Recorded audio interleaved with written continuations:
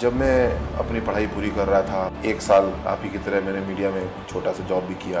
कन्नौज की सुगंध निश्चित रूप से विशेष है। भोपाल से इंदौर एक ट्रेन जा रही थी जी, उसमें एक बम विस्फोट हुआ। आईपीएस की ट्रेनिंग कर रहा था जी, तो मुझे कई बार लगता था कि जो ट्रेनिंग है फिजिकल तौर पे ये उतनी हार्ड नहीं है जितना मैं अपने आप को टेस्ट करना चाहता हूँ। अखिलेश जी या राहुल जी? पर अगर ऐसा होता कि सैफुल्लाह ही एक अकेला होता और हम उसको जीवित ना गिरफ्तार कर पाते तो बहुत सारे राज उसके पास छुपे रहना चाहिए।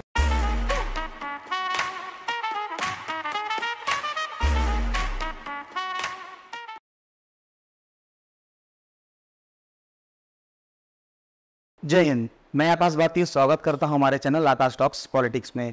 आज हमारे साथ पूर्व आईपीएस उत्तर प्रदेश के मंत्री माननीय असीम अरुण जी हैं। आपका वंदन अभिनंदन करता हूं। आकाश जी बहुत धन्यवाद। आपके चैनल को मेरी बहुत सारी शुभकामनाएं। धन्यवाद सर। माननीय नहीं कहेंगे मुझे तो मुझे ज़्यादा अच्छा लगेगा। Okay sir. ओके, कैसे हैं सर आप? मैं बहुत अच्छा हूँ, आप कैसे हैं? सर मैं भी बहुत अच्छा हूँ। कुछ हमारे सर क्वेश्चंस हैं, स्टूडेंट्स के भी हैं जी, और आपकी विधानसभा के भी हैं। जरूर। तो पहला सर प्रश्न मेरा ये रहेगा, सर आपने एडमिनिस्ट्रेटिव सर्विस जाने का फैसला आपका निजी सपना था या फिर पिताजी का? क्योंकि मेरे पिताजी सरकारी सेवा में थे, आईपीएस थे जी, और बहुत ही सफल आईपीएस अफसर माने जाते थे। तो घर पे एक रोल मॉडल हो तो स्वाभाविक है जी जी जी बच्चे उनके पीछे चलेंगे। लेकिन जब मैं अपनी पढ़ाई पूरी कर रहा था जी 1 साल आप ही की तरह मैंने मीडिया में छोटा सा जॉब भी किया। जी उस समय मुझको ऐसा महसूस हुआ कि मेरे लिए पुलिस की नौकरी जो है, पुलिस का करियर है, वो बहुत उपयुक्त होगा।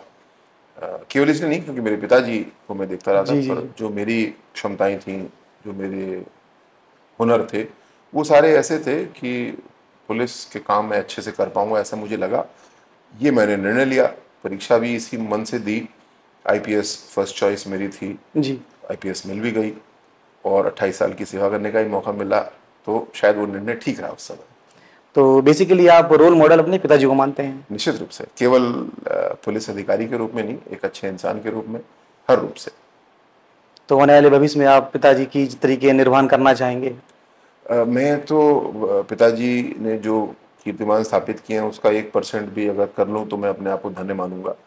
जो उनके मापदंड हैं ईमानदारी के, कर्मठता के, संवेदनशीलता के, वो बहुत ऊंचे हैं जी और पूरा उत्तर प्रदेश, पूरा कन्नौज इस बात को याद करता है। किसी से आप मिलिए तो लोग याद करेंगे, 50 साल पुराने किस्से लोग बताते हुए जी मिल जी जाते जी हैं, कारण कि उनके संस्कार इतने गहरे थे, इतने संवेदनशील थे। जी तो मैं अतिशयोक्ति नहीं कर रहा हूँ, मैं अगर उनका 1% भी स्थापित कर पाऊँ तो मैं बहुत अपने आप को धन्य महसूस करूँगा। जी जी बिल्कुल बिल्कुल। सर कैसा लगता है जब कोई आपसे कहता है कि असीम अरुण जी देश के एक चुनिंदा आईपीएस में हैं जिन्होंने कमांडो ट्रेनिंग करी है? आज युवा जो पॉडकास्ट देख रहे हैं उनको आप क्या बोलना चाहेंगे? जब मैं आईपीएस की ट्रेनिंग कर रहा था जी तो मुझे कई बार लगता था कि जो ट्रेनिंग है फिजिकल तौर पे ये उतनी हार्ड नहीं है जितना मैं अपने आप को टेस्ट करना चाहता हूँ। जी क्योंकि स्वाभाविक है आईपीएस की ट्रेनिंग उतनी हार्ड नहीं होती है। तो और तभी सोच रहा था कि इससे ज़्यादा हार्ड ट्रेनिंग कौन सी होती होगी। तो धीरे धीरे मालूम हुआ कि एनएसजी का जो ब्लैक कैट कमांडो का कोर्स होता है, ये जो पुलिस वाले कोर्स कर सकते हैं, आर्मी के तो और भी टफ कोर्स जी होते जी हैं, जी पुलिस का सबसे टफ प्रशिक्षण कोर्स माना जाता है।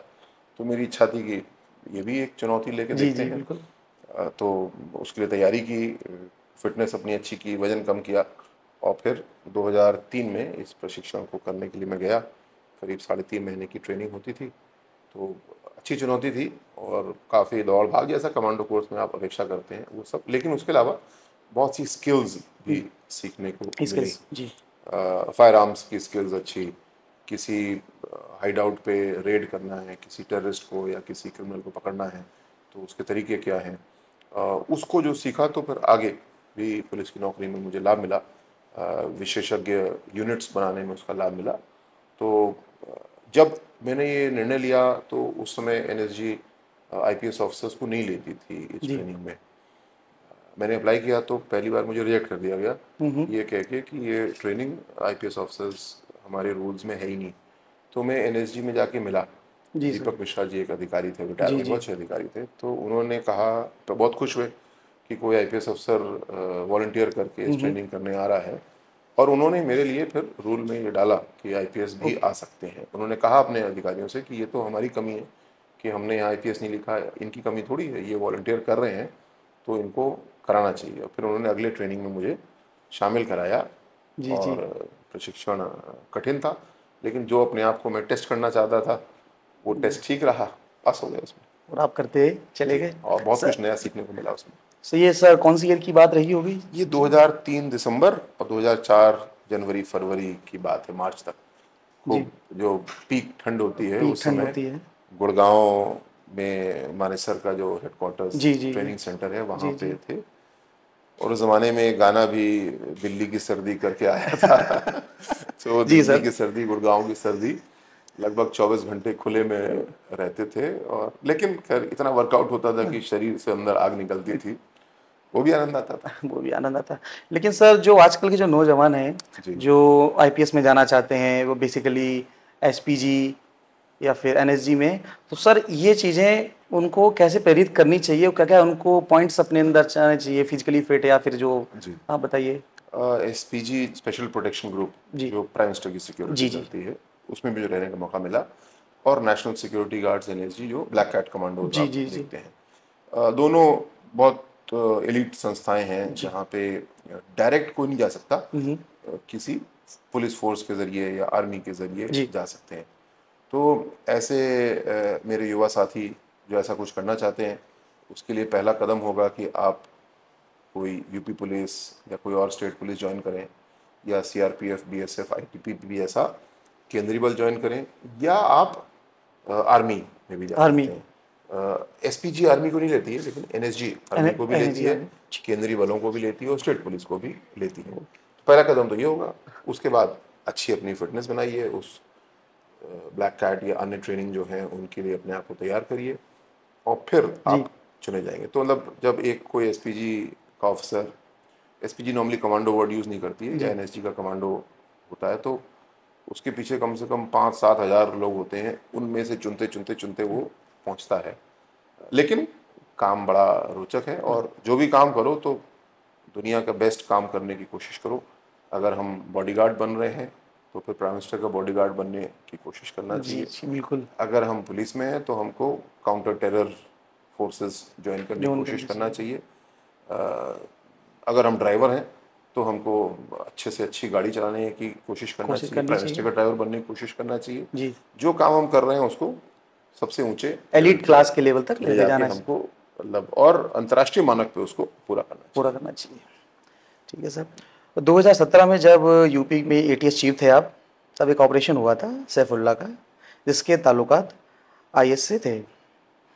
क्या था वो ऑपरेशन और कैसे आपने उसको सक्सेसफुल बनाया? एक सूचना हम लोग को मिली थी मध्य प्रदेश पुलिस से कि जी वहाँ पे एक घटना हुई जहाँ इंदौर से, सॉरी, भोपाल से इंदौर एक ट्रेन जा रही थी। जी उसमें एक बम विस्फोट हुआ। बम विस्फोट लो इंटेंसिटी का था, कोई उसमें मारा नहीं गया, लेकिन उन्होंने बहुत तेज़ी से इन्वेस्टिगेशन किया तो कुछ लोग मध्य प्रदेश में एक जगह पे गिरफ्तार हुए। उनसे पूछताछ में मालूम हुआ कि इनका छुपने का अड्डा लखनऊ में एक स्थान पे है, और वहाँ पे इनके साथी भी कुछ मिल सकते मिल हैं। सकते हैं। तो इस सूचना पे हम लोग तुरंत गए वहाँ पे। उससे पूर्व में एटीएस के कमांडोज का प्रशिक्षण मैं स्वयं अपने देखरेख में कराता था। जो अनुभव एनएसजी और एसपीजी का था उससे ठीक कराता, तो मुझे अपनी टीम पे विश्वास था कि ये टीम बहुत अच्छे से काम जी कर लेती है। और वहाँ पे जाकर के फिर हम लोगों ने जब उस बिल्डिंग को घेरा, और ऐसा हमको अंदर की आवाज़ों से लगा कि कोई अंदर है, जी तो हमने सरेंडर करने के लिए ललकारा। अंदर जो भी था, हमें नहीं उससे नहीं पता था कि अंदर एक व्यक्ति है कि कितने, ये नहीं पता था हमको। जी उस ललकार पे अंदर से फायर हमारे ऊपर आया, और खैर सब लोग सचेत थे, कोई इंजर्ड नहीं हुआ उसमें। लेकिन उसके बाद में करीब 12-13 घंटे वो ऑपरेशन चला। जो भी हमारी सिखलाई थी कि हम किस तरीके से किसी टेररिस्ट को, किसी क्रिमिनल को जीवित गिरफ्तार करें बिना अपने आप को भी खतरे में डाले हुए, वो हमने विदाउट सारे, एनी कैजुअलिटीज। हाँ, without any casualties okay on sir. Both sides, okay. उसके हमने जी हर सर। संभव प्रयास किए। केमिकल एजेंट्स यूज़ किए हमने, लेकिन अंदर जो टेररिस्ट था बाद में जिसका नाम मालूम हुआ, सैफुल्ला जी नाम का एक व्यक्ति सर। था, युवा था वो भी, कानपुर का जाजमऊ को रहने वाला था। उसने सरेंडर नहीं किया। फिर हम लोग को अंत में जाके दरवाज़ा तोड़ करके एक face to face shoot out हुआ। उसमें उसको गोली लगी और वो मारा गया। जी बहुत सफल ऑपरेशन था इस हिसाब से भी, क्योंकि बिल्कुल शहर के बीचों बीच था। चुनौतीपूर्ण भी था क्योंकि लगातार मीडिया लाइव ट्रांसमिशन उस ऑपरेशन का कर रही थी। लेकिन सबसे महत्वपूर्ण बात कि जो हमारी कमांडोज की टीम थी वो जी बहुत वेल ट्रेंड थी। ऐसी परिस्थितियों में कंट्रोल्ड फायर बड़ा इंपॉर्टेंट होता है इम्पोर्टेंट होता है। जी सर। कि जो कमांडर बोले तभी फायर करना है, ऐसा नहीं कि सब अपने अपने मन से मन करने लगे। ऐसा हो जाता है अक्सर पुलिस में। जी तो वो चीज़ें व्यवस्थित थी और उसकी वजह से लंबा ऑपरेशन चला, पर समय की कोई कमी नहीं थी। हम लगातार बोल रहे थे कि जब एक ही व्यक्ति अंदर हमको दिख रहा है या दो हो सकते हैं मैक्सिमम, बाहर भागेगा तो हम उसको पकड़ लेंगे, तो कोई हमें पर जल्दी नहीं है। लेकिन कुछ परिस्थितियाँ ऐसी अंत में बनी कि हम लोग को face to face shoot out करना पड़ा और फिर सैफुल्लाह नाम का अपराधी उसमें मारा गया। काफ़ी एडवेंचर तरीके से, और मतलब कि विदाउट एनी कल्टीज से आपने चीज़ें संभाल ली। जी, ऐसे कई ऑपरेशंस, जब वो ऑपरेशन चल रहा था तो हमारे अनुभवी अधिकारी मुझको एडवाइस भी कर रहे थे। जी ऐसा मैं समझता हूँ, एक शायद चित्रकूट में एक ऑपरेशन हुआ था जी जिसमें कि कई घंटे तक, शायद 2-3 दिन तक एक डकैत एक घेरे में था जी और फिर वो अचानक गोली चला था, वो निकला और फिर कई लोगों को गोली लगी और संभवतः भाग भी गया था। तो ऐसे कई ऑपरेशन हुए हैं जहाँ पे तमाम घेरे के बावजूद अपराधी फायर करते हुए निकल आए और भाग भी निकल। गए। जी तो मुझे लगातार सचेत किया था, ये तो डकैत नहीं है, तो एक वेल ट्रेन टेररिस्ट था, आईएसआईएस आइए जैसी जी एजेंसी का। तो बहुत होशियारी के साथ में इस ऑपरेशन को करने की ज़रूरत थी। लेकिन ये ज़रूर कहूँगा कि अभी भी हमें लगता है कि अगर हम कुछ और अच्छा कर पाते जिससे कि उसको जीवित पकड़ पाते तो और अच्छा होता है, और अच्छा क्योंकि होता। कोई भी पुलिस ऑपरेशन अपराधी को मारने के लिए नहीं होता है। हालांकि इस ग्रुप के बहुत सारे लोग, सभी लोग फिर गिरफ्तार हो गए, तो कोई ऐसी बात बची नहीं जो हमें ना पता हो, ना क्योंकि बताओ। सारे इंट्रोगेशन से।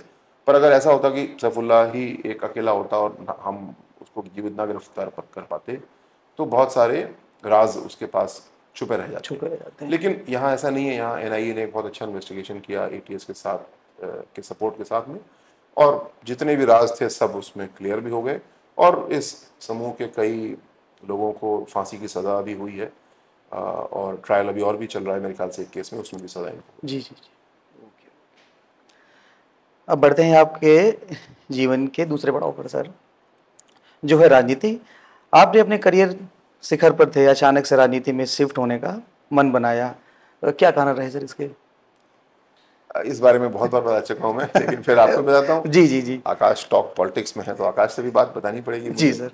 ये केवल 7-8 दिन का एक खेल था जी और 1 जनवरी 2022 को मुझको एक थोड़ा सा सुझाव मिला कि आप विचार करें भारतीय जनता पार्टी ज्वाइन करने के लिए। तो पहले तो मुझे लगा शायद ये मजाक है कोई, मैंने मना कर दिया। फिर कुछ गंभीरता से कहा गया तो मुझे लगा शायद ये तो सीरियस बात है।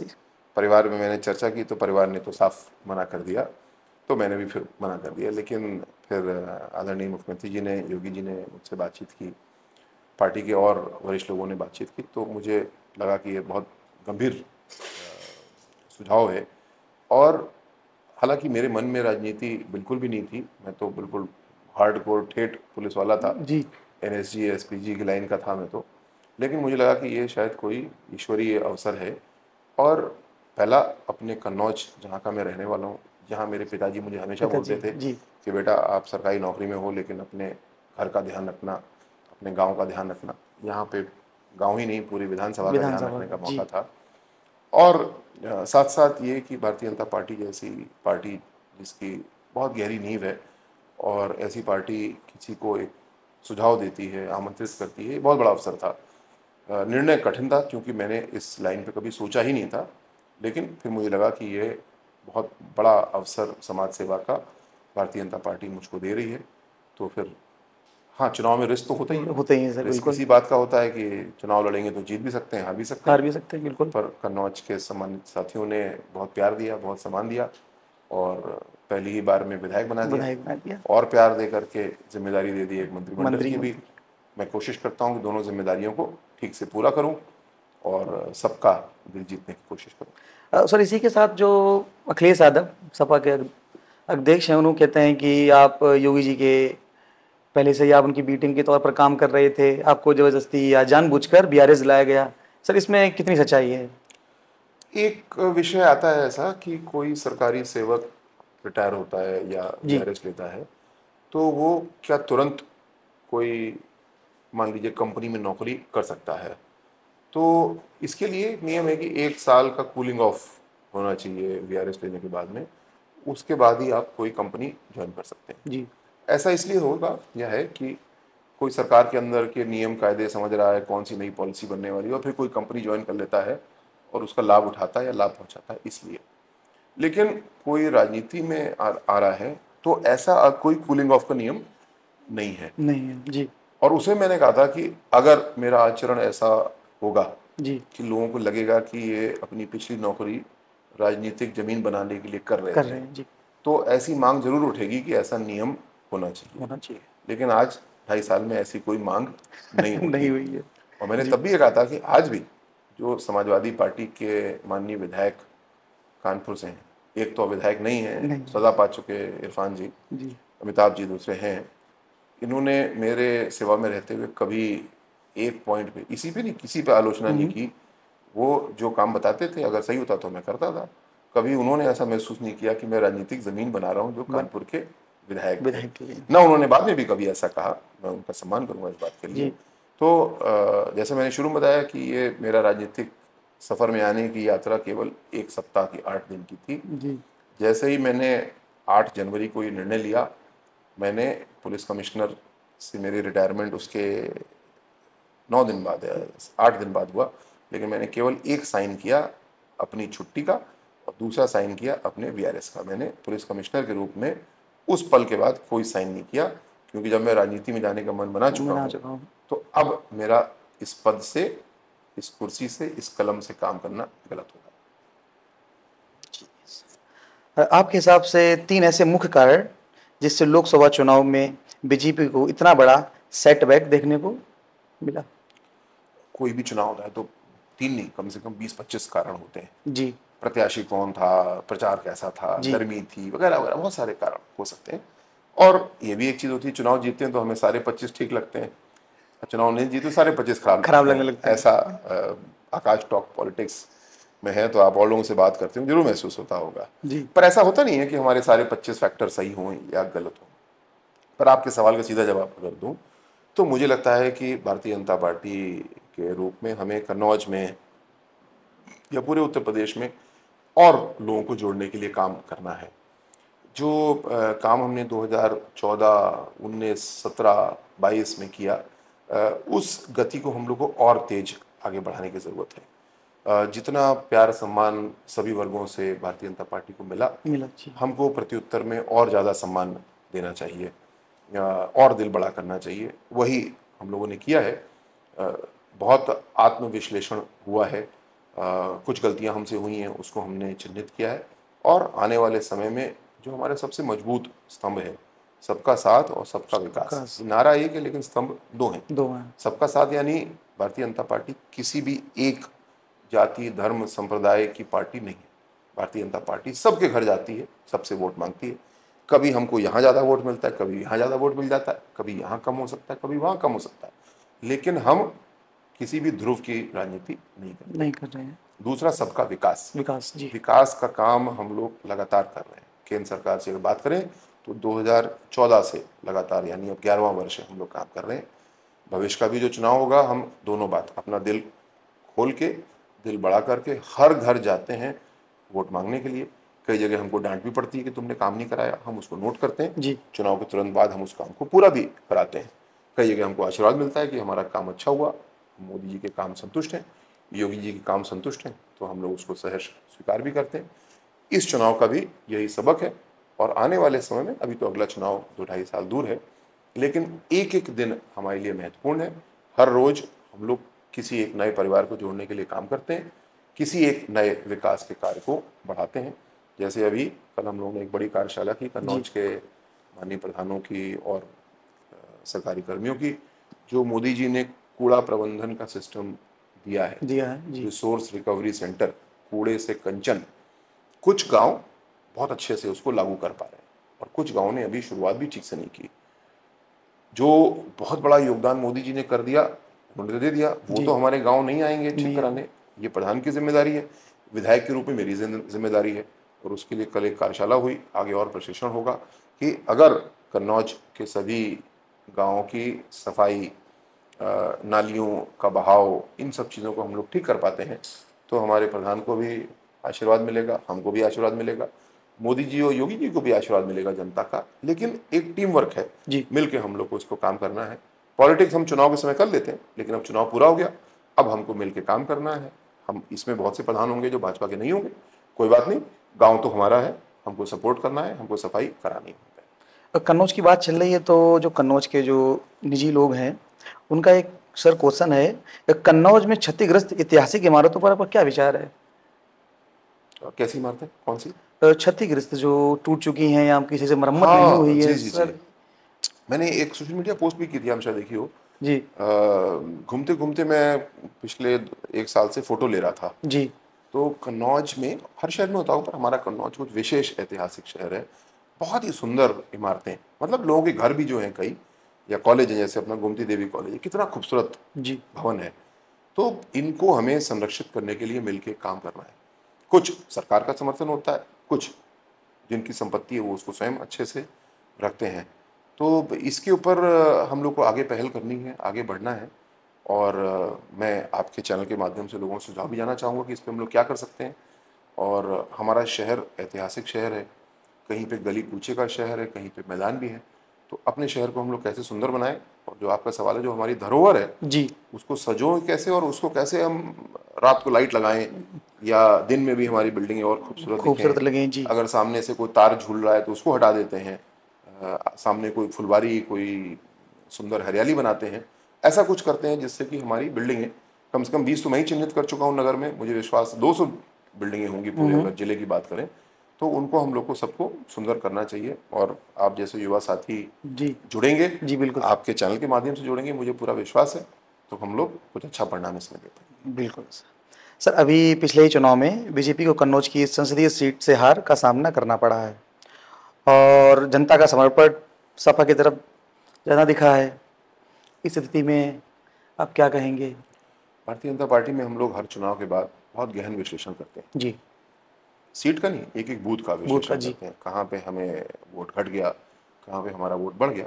ये विश्लेषण हमने पूरे कन्नौज का भी किया, और कन्नौज के विश्लेषण में हम पाते हैं कि जो हमने सबका साथ सबका विकास का काम किया था वो हम लेकर के गए। हमारा वोट कोई विशेष कम भी नहीं हुआ, लेकिन कुछ वोट समाजवादी पार्टी का बढ़ा।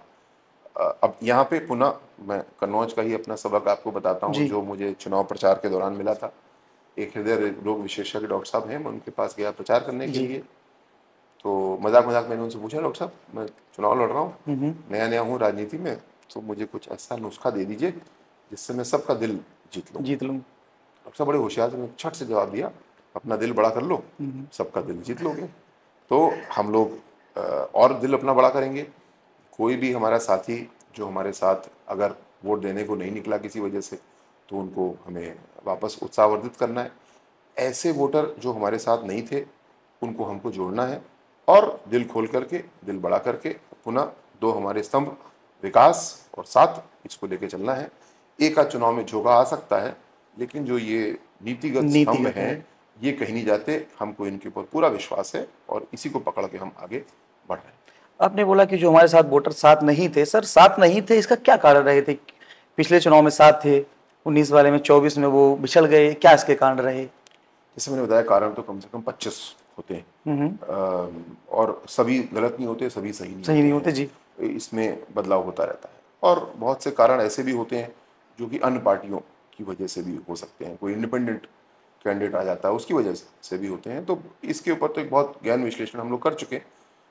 मेरे ख्याल से एक पूरा एपिसोड चाहिए होगा इसके ऊपर डिस्कशन करने के लिए कि जी सर। क्या इसमें स्थिति है। लेकिन भविष्य बहुत महत्वपूर्ण है इसमें। जी भविष्य ये कि चुनाव की हार इस बार की हमको सबक देती है, लेकिन साथ साथ हमको 2.5 साल का मौका भी देती है सुधार करने का। सुधार करना। हम अपनी गलतियां स्वीकारते हैं, हम कन्नौज के नागरिकों के सामने पुनः हाथ जोड़ करके प्रस्तुत हैं, जो हमने काम किया उसको लेके, और जिस काम से आप संतुष्ट नहीं हैं उसको भी हम ठीक करेंगे। जैसे कि मुझे अनुभव हुआ पूरे उत्तर प्रदेश में एक बहुत बड़े प्रहार की ज़रूरत है भ्रष्टाचार के ऊपर। जी। और योगी जी ने, आपने देखा, इसको लगातार किया, पर चुनाव के बाद से उन्होंने उसको बढ़ाया। उन्होंने मेरे जैसे मंत्रियों को कहा कि आप इस काम को और तेज करिए, और कन्नौज में हम लोग मिल करके इसको बढ़ा रहे हैं। व्यापक तौर पे जो काम कर रहे हैं, जितने भी राशन के कोटेदार हैं जी। अभी भी, आपके इंटरव्यू के बाद में मेरी एक बैठक उनके साथ में है, हमने सबको ये निर्देश दिया है कि एक एक दाना राशन का हर लाभार्थी के पास पहुंचना चाहिए, कहीं बीच में कोई गड़बड़ नहीं होना चाहिए। कोटेदार को राशन मिलता है पीछे ट्रांसपोर्टर से, ट्रांसपोर्टर को मिलता है एफसीआई से। उनको भी सचेत किया कि कहीं कोई गड़बड़ नहीं होना चाहिए, और अगर कोई गड़बड़ है तो एक नंबर हमने बनाया है 1077 1077 कमांड सेंटर कन्नौज का, जहाँ पे लोग शिकायत करते हैं। पिछले महीने का जो कोटा वितरण था वो बहुत अच्छा रहा, और हमने खुद लोगों को फ़ोन कर करके पूछा तो 70% लोगों ने कहा कि हमको राशन पूरा मिला। लेकिन मैं अभी 30% के लिए चिंतित हूँ। इस महीने 100% लोगों को राशन पूरा दिलाना है, और जिसने भी गड़बड़ की तो उसके खिलाफ एफआईआर होगी, वो जेल जाएगा। इस बार पिछली महीने मैंने सचेत करके काम लिया, काफ़ी सुधार कर लिया, लेकिन अब 100 में से 100 हमको नंबर चाहिए। अगर हमारे 99 नंबर भी आए तो हम अपने आप को फेल मानेंगे। तो हम लोग को जो सरकार चलाने का काम कन्नौज की जनता ने दिया है, उत्तर प्रदेश की जनता ने वोट देके दिया है, हमारा काम है कि हम सख्ती के साथ में सरकार को चलाएं। उस सख्ती का मतलब ये कि भ्रष्टाचारियों के खिलाफ कठोर कार्रवाई हो, और जो सीधा साधा सच्चा नागरिक है उसको किसी प्रकार की परेशानी ना हो, उसको भ्रष्टाचार से पीड़ित ना होना पड़े। चाहे पुलिस विभाग हो, चाहे आरटीओ हो, चाहे समाज कल्याण विभाग हो, सभी में जहाँ से मुझे भ्रष्टाचार की शिकायत मिली, कार्रवाई हुई। और मैं आपके चैनल के माध्यम से अनुरोध करना चाहूँगा, अगर आप किसी भी प्रकार के भ्रष्टाचार से पीड़ित हो रहे हैं तो उसको सहन नहीं करना है, पैसा देना नहीं है। आप मुझको थोड़ा सा प्रमाण, ये जो टेलीफोन है बड़ी अच्छी चीज़ है, कोई वीडियो बना लीजिए, कोई ऑडियो बना लीजिए और मुझको दीजिए। मैं आपको आश्वस्त करता हूँ उस भ्रष्टाचारी के खिलाफ कठोर कार्रवाई होगी, और आपका जो काम है वो ज़रूर मैं करा दूंगा, ये गारंटी से बताता हूँ। बिल्कुल सर। सर, आपने बोला समाज कल्याण, समाज कल्याण विभाग के मंत्री हैं, जिन बच्चों को स्कॉलरशिप से वंचित रहना पड़ा, जी, सरकार के पास में फंड नहीं था, और ये प्रॉब्लम कैसे आगे सॉल्व हो सकती है? जिन बच्चों को प्रॉपर तरीके से, कोई जो हमारे बच्चे हैं बेसिकली डिस्ट्रिक्ट के, अदर डिस्ट्रिक्ट के, टाउनशिप के, उनको प्रॉपर तरीके से स्कॉलरशिप प्रोवाइड नहीं हो पाई है सर। जो स्कॉलरशिप, अगर आंकड़े में आपको बताऊं तो स्कॉलरशिप जितना हम लोग देते हैं, बजट भी उसका बढ़ा है, और जितने बच्चे लाभ लेते हैं वो भी बढ़ा है, पर ये एक सामान्य प्रक्रिया है। इस बार हम लोगों ने एक बहुत बड़ा काम किया। वित्तीय वर्ष समाप्त होने के बाद भी कुछ बच्चों की स्कॉलरशिप अटक जाती थी। कारण कुछ कोर्स ऐसे हैं जिनका रिजल्ट ही आता है फरवरी के बाद, जो पोर्टल बंद हो जाता है। कुछ कोर्स ऐसे हैं जहाँ पे कॉलेज ने मार्क्स नहीं भरे बच्चों के, या डेटा फॉरवर्ड नहीं किया, तकनीकी भाषा में बोलूँ तो पहली बार योगी जी की अनुमति लेके हम लोगों ने इस बार पोर्टल को दोबारा खोला, और ऐसे सारे बच्चे जो किसी न किसी तकनीकी कारण से लटक गए थे, उनको हम लोगों ने स्कॉलरशिप पूरी डिसबर्स कराई है। ये पहली बार हुआ है। इस समय हम लोग एक बहुत गहन प्रक्रिया में लगे हुए हैं।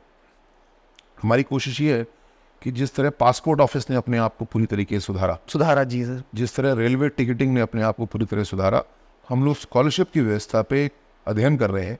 2 महीने का पूरा अध्ययन होगा, उसके बाद में पूरी व्यवस्था को हम लोग आमूलचूल परिवर्तित करेंगे। स्कॉलरशिप में सबसे बड़ी कमी मुझे लगती है अभी अनिश्चितता। एक छात्र को 4 साल का कोर्स है बीटेक का जी, उसको हर साल स्कॉलरशिप मिलेगी या नहीं मिलेगी, ये एक अनिश्चितता बनी रहती है।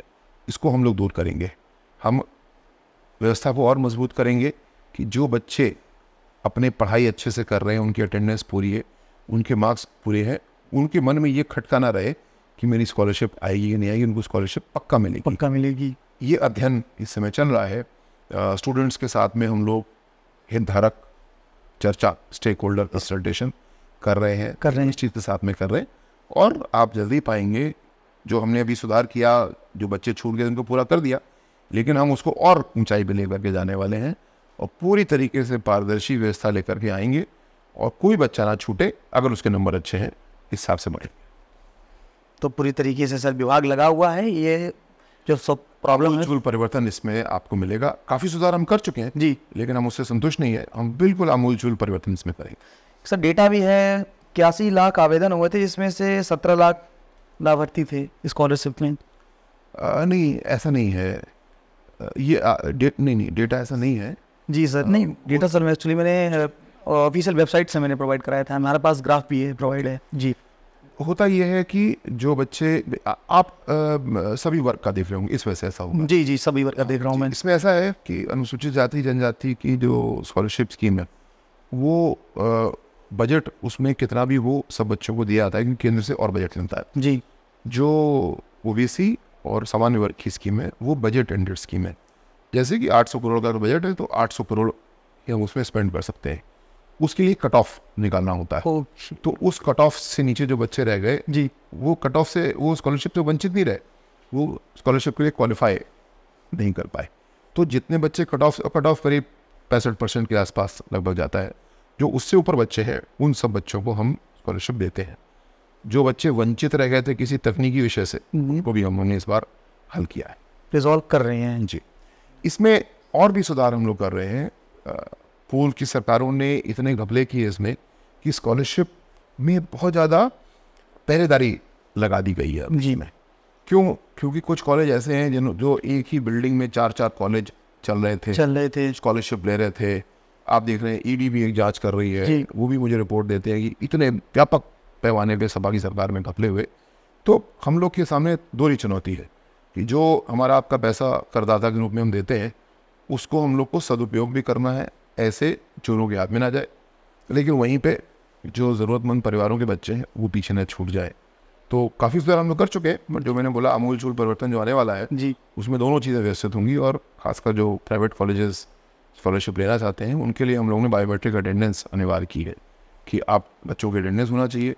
अगर बच्चे आ रहे हैं, पढ़ रहे हैं, इसका मतलब कॉलेज वाकई में चलना है, बच्चे वाकई पढ़ाई कर रहे हैं।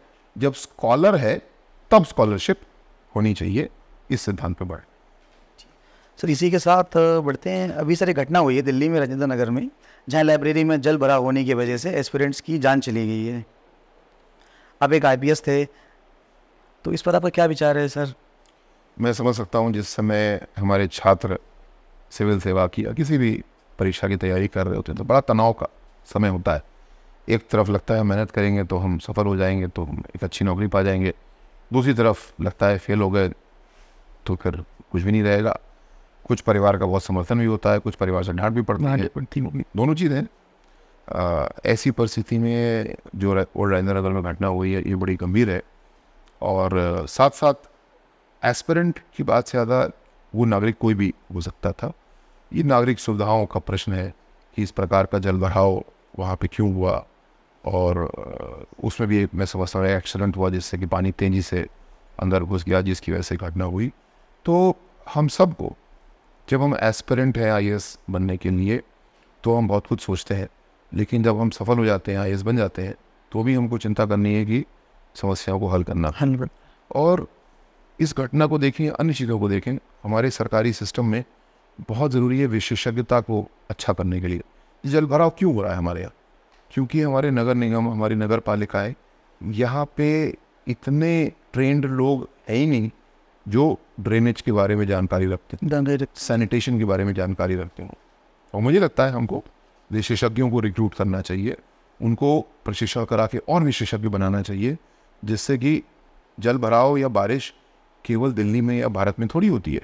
ऐसे बहुत से इलाके हैं जहाँ बहुत बारिश होती है और वहाँ पे जल भराव नहीं होता है, क्योंकि उन्होंने ऐसा ड्रेनेज अपना पूरा बना रखा है कि बारिश भी होती रहती है, पानी निकलता रहता है। क्यों? हमें उनसे सीखना होगा, उन्होंने कौन सी ऐसी प्रणाली बनाई, उनके कौन से ऐसे विशेषज्ञ हैं जो इस चीज़ के होशियार हैं, उनसे हमें सीखना होगा।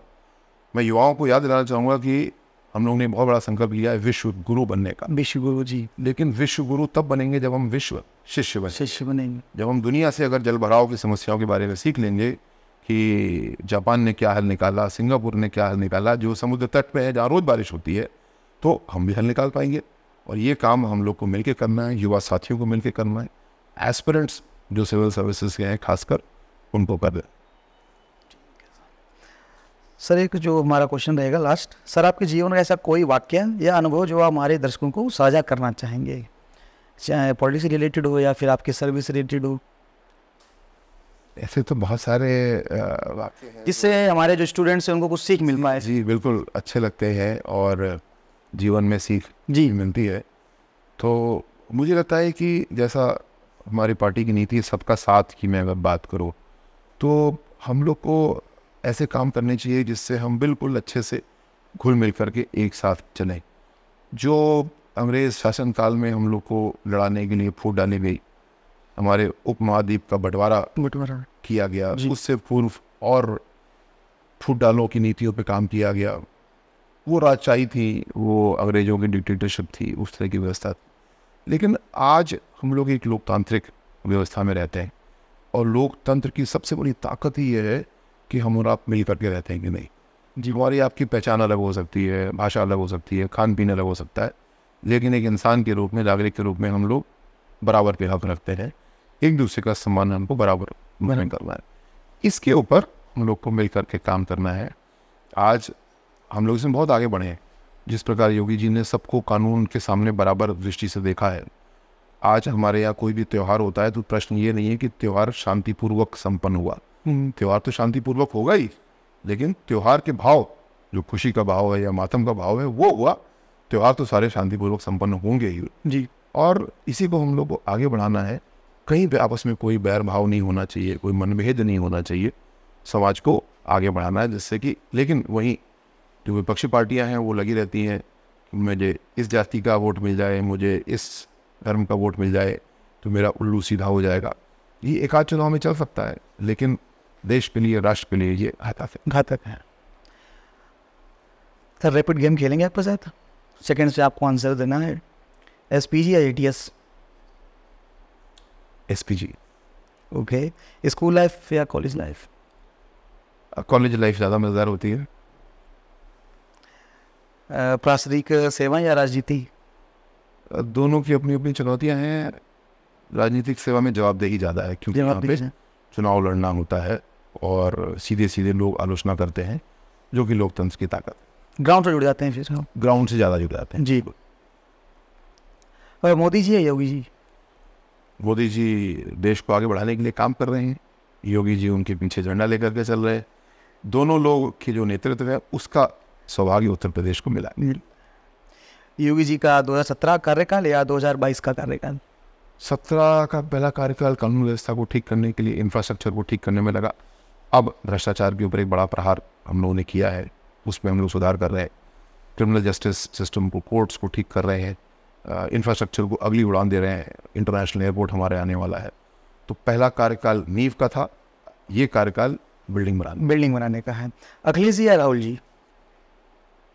दोनों ही लोग बहुत अपरिपक्व हैं और उनको अगले चुनाव के आगे कुछ दिख नहीं रहा है, केवल उसी में वो जुटे हुए हैं। जैसा मैंने अनुरोध किया, सबको साथ लेके चलने का काम करना चाहिए। अखिलेश जी को खासकर पीडीए या कुछ ऐसा वो बोलते हैं, ये ना अच्छी राजनीति ना अच्छी राजनीति है। सबको साथ लेकर चलना चाहिए। जिस प्रकार भारतीय जनता पार्टी सबको जोड़ने का काम करती है, हर पार्टी को सबको जोड़ने का काम करना चाहिए। और मैं थोड़ा सा लंबा जवाब हो जाएगा, लेकिन जी बिल्कुल। ये चुनाव, रैपिड फायर से आगे जा रहा हूँ मैं, ये चुनाव बड़ा महत्वपूर्ण रहा जी। सबसे बड़ा इस चुनाव का अच्छा परिणाम यह है कि उत्तर प्रदेश से, भारत से वोट बैंक अब खत्म हो गए या लगभग हो गए। हर जाति संप्रदाय ने हर पार्टी को वोट दिया। अगले चुनाव में हर पार्टी हर घर जाएगी वोट मांगने। ये हमारे लोकतंत्र की सबसे बड़ी वजह इस चुनाव में दिखी है। कन्नौज की सुगंध या लखनऊ की रौनक? कन्नौज की सुगंध निश्चित रूप से विशेष है। वीवीआईपी प्रोटोकॉल या साधारण जीवन? वीवीआईपी तो शब्द ही गलत है। हम सब समान हैं, हम सब बराबर हैं। अब दायित्व अलग अलग मिले हुए हैं जी, दायित्व हम सब का जीवन, हम सब की जीवन शैली सामान्य है। वीआईपी संस्कृति के बहुत खिलाफ मैं भी हूँ, हमारी सरकार भी। हम ज़्यादा ना समय लेते हुए हम इस पॉडकास्ट को समाप्त करते हैं। बहुत बहुत धन्यवाद। बहुत बहुत धन्यवाद आकाश, आपको बहुत शुभकामनाएं। आपके सभी व्यूअर्स को मेरी ओर से शुभकामनाएं। मैं समझता हूँ आपके बहुत सारे युवा साथी हैं जो आपके पॉडकास्ट को देखते हैं जी। उनसे मेरा अनुरोध है, देश आपके हाथ में है।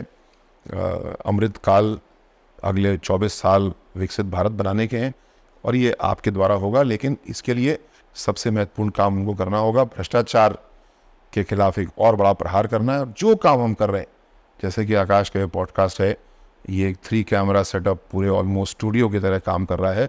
इसी तरीके से जो छोटा बड़ा काम कर रहे हैं, हमको परिपूर्ण, मुकम्मल, परफेक्ट तरीके से करना होगा। आकाश, आप बहुत अच्छा काम कर रहे हैं। आप धन्यवाद। टीम को बहुत सारी शुभकामनाएं। धन्यवाद सर। बहुत बहुत धन्यवाद। जय हिंद। जय हिंद सर।